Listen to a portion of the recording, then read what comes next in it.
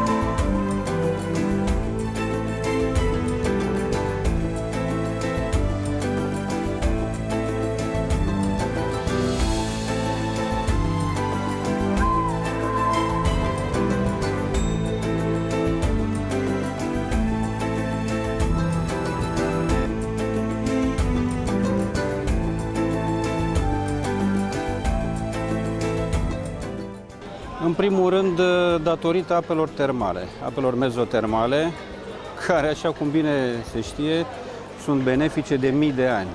Și atunci, dacă romanii, pe vremea aceea, cum peste 2000 de ani, au ales Giurgiu Băi, de ce nu am alege și noi? Natura ne oferă absolut toate posibilitățile. Forța umană, de asemenea. Nu rămâne decât o voință a noastră, de aceea am creat Asociația de Dezvoltare și Promovare Turistică din Giurgiu Băi, pentru a dezvolta această stațiune și a o aduce la standarde internaționale. Doresc și vreau să fac cunoscut telespectatorilor dumneavoastră că doresc să transform această stațiune într-un lucru inedit, și anume o stațiune cu o arhitectură unică, adică toate hotelurile, cât și ambientul stradal, să fie ca acum mii de ani, din punct de vedere arhitectural, și cu ocazia deschiderii Târgului Național de Ape Minerale, sper să avem deja finalizat un mic proiect, așa cum ne-am planificat și cum ne-am dorit noi să arate această stațiune. Telespectatorii vor avea o surpriză în acest sens. Datorită faptului că reprezint societatea Germisara S.A., care aparține 100% Ministerului Dezvoltării Regionale și Turismului, și sunt președintele Consiliului de Administrație.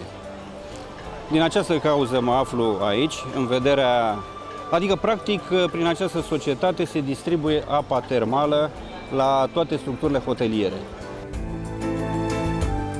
Ne-am implicat foarte mult în dezvoltarea stațiunii. Știm că dinainte de a înființa această asociație, stațiunea, și așa după cum se și vede, este în transformări. Există un proiect obținut de către primărie de a introduce canalizare și toate infrastructura, se asfaltează, se luminează stațiunea și avem și noi rolul nostru în dezvoltarea acestui lucru, având în vedere că avem apele termale. Dar asociația pe care am înființat-o este de bun augur pentru cetățeni, pentru turiști, datorită faptului că am reușit să ne strângem cu toții, toți hotelierii și cu toți ceilalți participanți la actul de turism, să ne grupăm, să avem aceleași idei, același concept de dezvoltare a stațiunii. Eu sunt sigur că în câțiva ani de zile această stațiune va fi transformată totalmente. Am o părere foarte bună. În primul rând, dacă luăm câteva cadre din Strand, o să vedem că strandul este plin. Vremea este frumoasă, serviciile sunt bune, mâncarea este bună, deci ce ne trebuie? Distracție avem, discoteca este sus pentru weekend. Sperăm ca nu numai în weekend turiștii să vină, ci pe toată vara, și de ce nu vom face prin transformările pe care noi le-am propus, să prelungim nu numai sezonul, dar chiar ca întreaga activitate să fie desfășurată pe întreg cursul anului. N-aș vrea să fac comentarii din punct de vedere politic, nu sunt în măsură să fac astfel de comentarii, dar știu un singur lucru, că în domeniul turismului, al industriei ospitalității, toți trebuie să fim egali și să depunem cu toții efort pentru ca stațiunea să arate bine. Iar beneficiarii suntem noi toți, turiștii, cetățenii, localnicii și investitorii.